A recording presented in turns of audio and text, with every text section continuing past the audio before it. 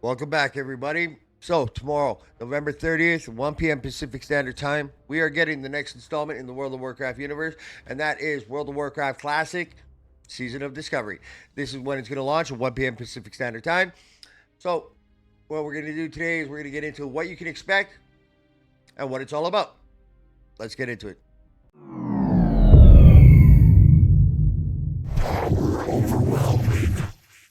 So, August 26th, 2019, World of Warcraft Classic first launch.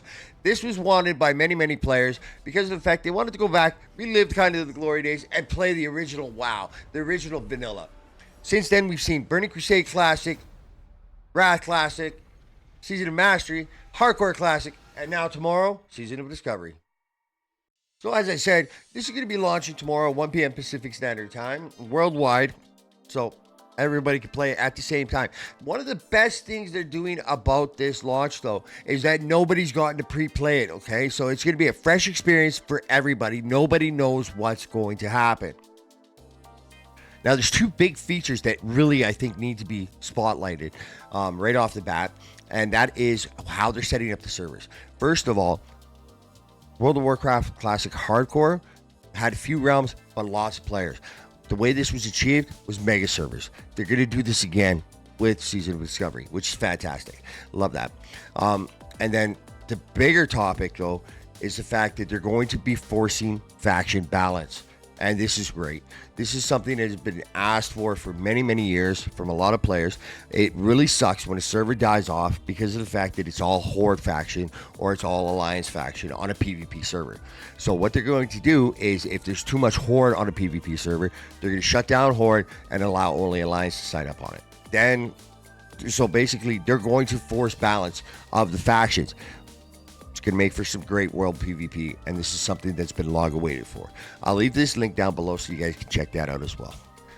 So let's get into the features of what's coming in Season Discovery. First of all, you're not going to be leveling to 60 right off the bat. In fact, actually, there's going to be several level caps spread out with intervals of a couple of months in between each one. The first one is going to be level 25, and then it's going to be followed to level 40, level 50, and level 60. Those are going to be the intervals, and they will raise these caps every several months. Next is there's also new player powers, rune engraving, and runes.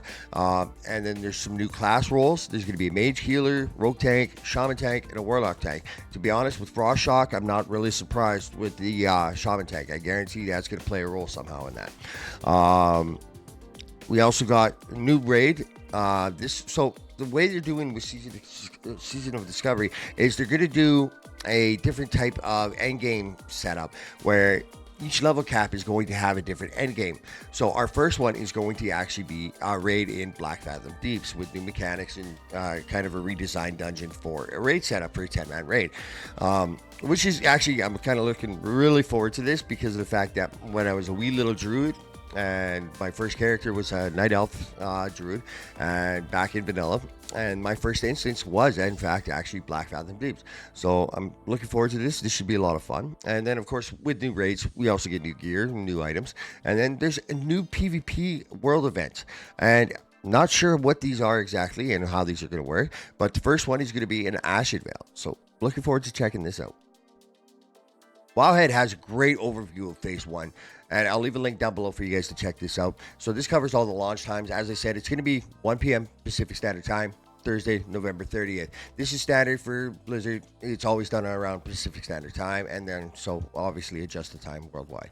So that's going to be 4 p.m. for me. I'm in Eastern. So looking forward to that.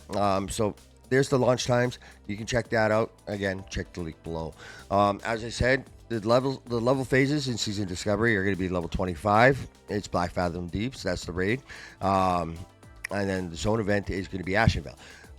Obviously, Phase 2, 3, and 4 have not been announced yet. We'll see that as we go. Just a quick little update there. On that note, there is a Wowcast that will also be tomorrow for what's next in Season of Discovery. So be on the lookout for that, and I will bring an update for you on that as soon as I see it as well. So the new player power is runes and rune engraving system. Wowhead does have some links to this. And entirely how this is actually going to work, I don't know. But this will be a separate video. We'll go over that. There is links in this overview. You can check that out and go from there. But the runes are basically with the idea of making the characters more powerful, feel stronger. Obviously, we got exposed weakness, master marksman, lone wolf, cobra strikes, and then you got runes for your. So I guess they're kind of like enchants is the way it's looking like. So yeah, you got quite a few runes there, and we'll see how that goes. And it's gonna be interesting. It's a new mechanic, and it's something new to the system. And really, that's what they need to do. They need to start thinking outside the box and bring in some cool stuff. So looking forward to this. They only showed us, I guess, 3 runes for each class. So we'll go from there. The new class roles, we covered this a bit. So we got tanks for druids, paladins, rogues, shamans, warlocks, and warriors. We got DPS for everybody. And then we got healers now for mages, druids, paladins, priests, and shamans. So we're now healing with mages.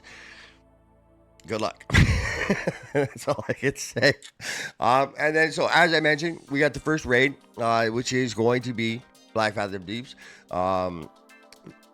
There was a demo of this, so some people have kind of seen the first raid, but they have not really seen any of the other content for Season of Discovery. But that's only because there was a playable demo of the first raid in BlizzCon. So that's kind of cool. There is some new gear and items in Season of Discovery. And so while we didn't get to see all of the new gear at BlizzCon, we did get to sneak peek at some of the new items. For example, like the Fathom Blade thing looks dope. I can't wait to get it for myself.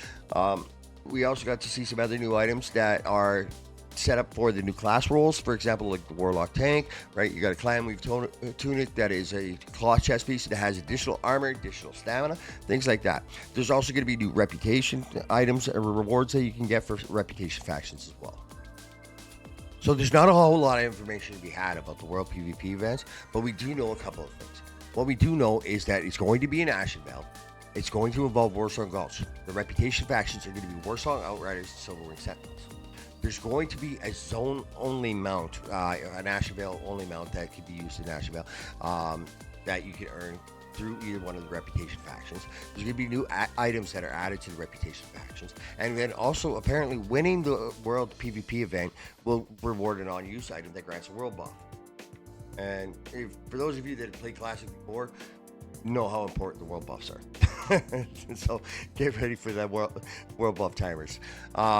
And then there's going to be new enemy camps that I guess we're going to have to clear out with special characters like the Horde Blade Blaster. So that should be cool and worth checking out as well. So that's what we got for information on it. Just a quick recap for you guys there.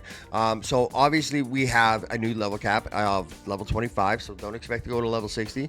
I don't expect, I'm hoping they're not going to drag this out.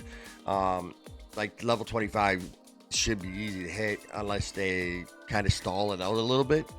So I'm not really sure if they're going to do that, but we'll see what happens. Launch time tomorrow, 1 p.m. Pacific Standard Time. Okay, so remember that. If you're in a different time zone, you may want to check the conversion.